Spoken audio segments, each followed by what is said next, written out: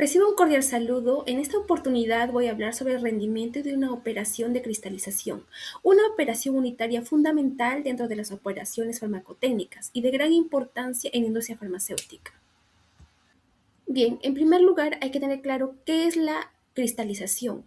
Es una operación unitaria utilizada para la separación y purificación de sustancias sólidas, basadas en la formación de cristales a partir de una solución sobresaturada. En este proceso se apoya principalmente en la variación de la solubilidad de una sustancia con la temperatura. Generalmente, al aumentar la temperatura, la solubilidad del soluto se incrementa y al disminuirla, la solubilidad disminuye, favoreciendo la formación de cristales. Durante la cristalización se desarrollan dos etapas clave.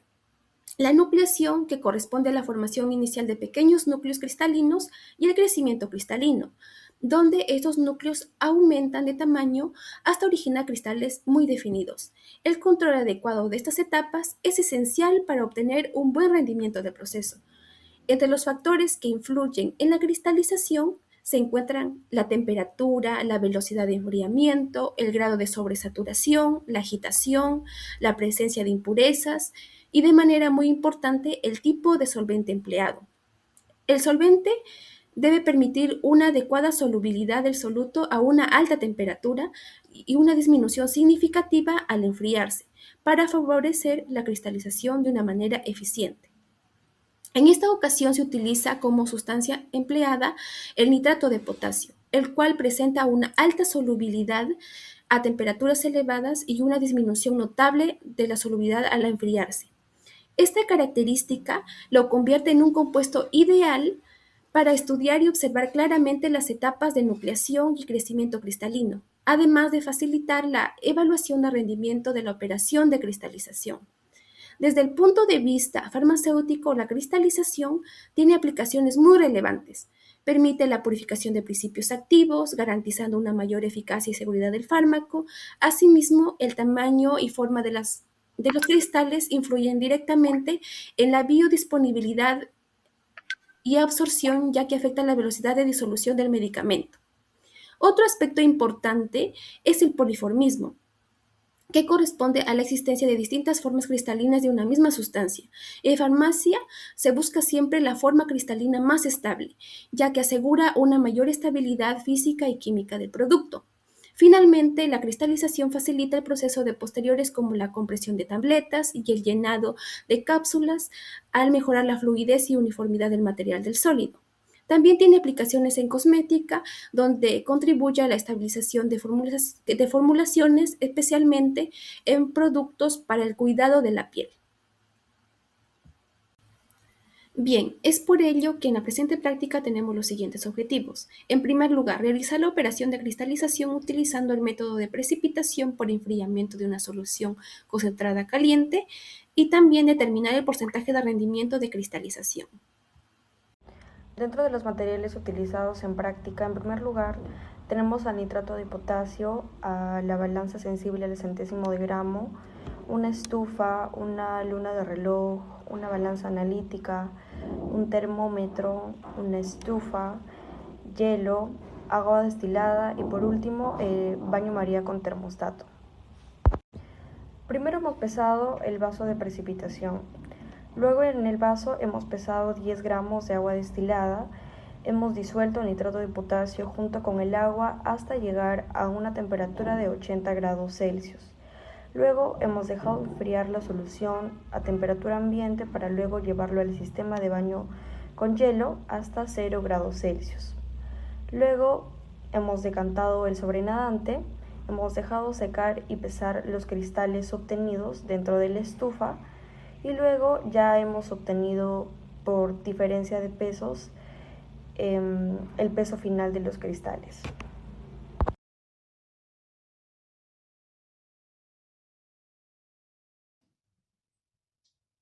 Continuando con los cálculos de esta práctica, tenemos primero que determinar el balance de materiales de la cristalización.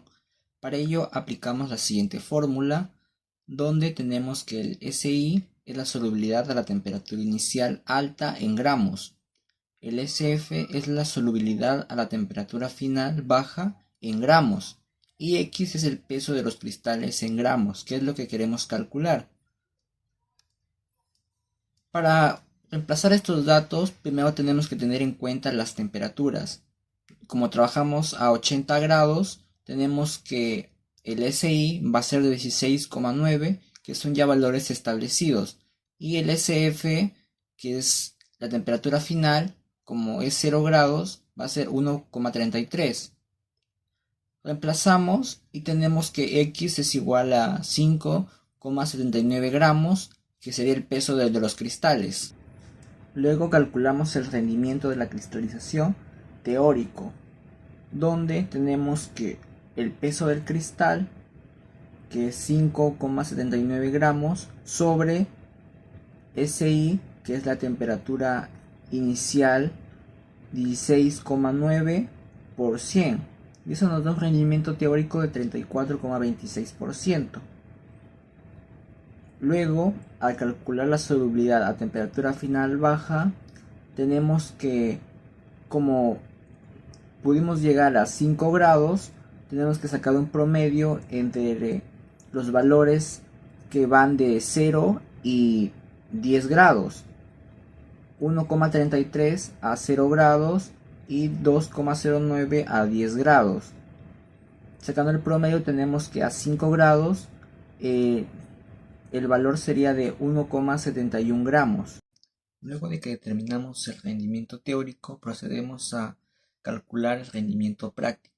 Para ello necesitamos el peso de los cristales obtenidos. Primero, el peso del vaso fue de 48,18 gramos. El peso del vaso más los cristales húmedos fue de 66,36 gramos. Y el peso del vaso más los cristales secos fue de 65,06 gramos. Ahora simplemente lo que tenemos que hacer es restar el peso del vaso más los cristales secos con el peso del vaso, lo que nos da un total de 16,8 gramos, que es el peso de los cristales secos. Ahora, reemplazamos en la fórmula para hallar el rendimiento, tenemos que el X es 16,8 gramos y el SI, que es el peso con el que trabajamos a 80 grados, es de 16,9 gramos. Simplemente realizamos la operación y nos sale que el rendimiento práctico es de 99,4%. Ahora, como podemos ver, ahí hay una tabla donde están detallados todos los datos y también incluyendo el rendimiento teórico.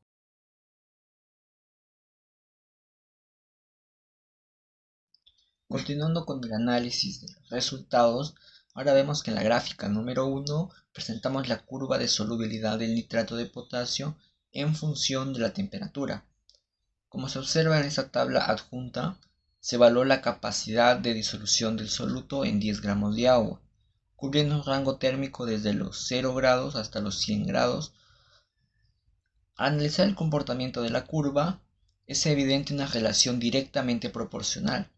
A medida que incrementamos la energía térmica del sistema, aumenta significativamente la solubilidad del compuesto. Por ejemplo, mientras que a 0 grados solo se logran disolver 1,3 gramos, al alcanzar los 80 grados la solubilidad asciende a 16,9 gramos. Este perfil ascendente es característica de una disolución endotérmica, donde el aporte de calor favorece la ruptura de las interacciones soluto-soluto, permitiendo una mayor saturación de la fase líquida a temperaturas elevadas. Finalmente, en la tabla número 2 damos a conocer los resultados obtenidos, resumiéndolos en el peso del cristal seco, que es de 16,81 gramos. La solubilidad a temperatura final baja en gramos, que nos salió 1,7 gramos. El rendimiento de cristalización teórico fue de 34,31% y el rendimiento de la cristalización práctico fue de 99,4%.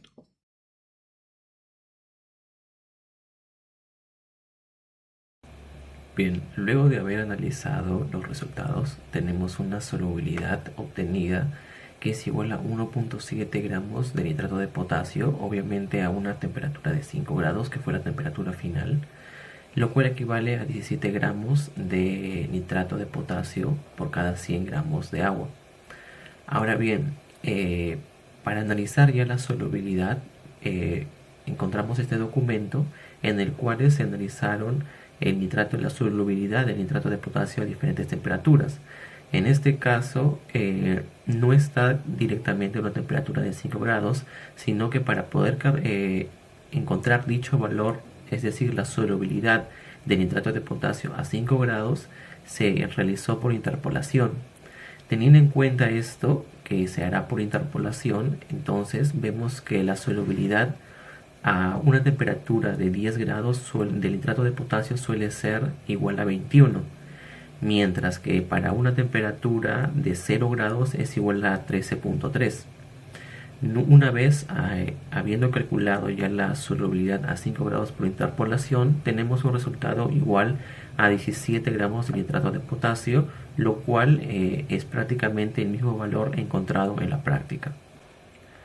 Respecto a la evaluación del rendimiento, tenemos en primer lugar un rendimiento de cristalización teórico igual a 34.31, mientras que un rendimiento de cristalización práctico igual a 99.40. Ahora bien, la diferencia entre ambos rendimientos pone ya de manifiesto que aunque una sola parte del soluto inicial podía precipitar a los 5 grados, dicha fracción fue recuperada casi en su totalidad, lo cual confirma que las etapas tanto de enfriamiento, filtración y secado fueron adecuadas y que las pérdidas mecánicas o por redisilución durante el manejo de los cristales en este caso fueron mínimas. Dentro de las aplicaciones del tema de cristalización, tenemos su aplicación en la industria farmacéutica, producción de principios activos, que se utiliza para purificar principios activos farmacéuticos luego de su síntesis, además de permitirnos obtener cristales con alta pureza, tamaño y forma controlados, lo que va a influir directamente en la biodisponibilidad, estabilidad y dosificación del medicamento. Además, el control de la sobresaturación, temperatura y velocidad de enfriamiento, evaluados en la práctica, como ya hemos visto, es clave para la producción industrial. Además, también vemos el uso de este tema en el control de calidad farmacéutico y químico. Tenemos que la cristalización sirve para verificar la pureza de sales y compuestos químicos mediante la comparación de rendimientos teóricos y prácticos. Por ejemplo, un rendimiento práctico elevado, como el obtenido en la práctica, indica eficiencia del proceso y correcta aplicación de la técnica, lo cual es esencial en laboratorios de control.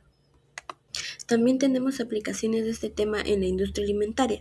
Por ejemplo, se aplica en la cristalización del azúcar, sal y otros aditivos, donde el tamaño y la forma del cristal influyen en lo que es textura y calidad del producto.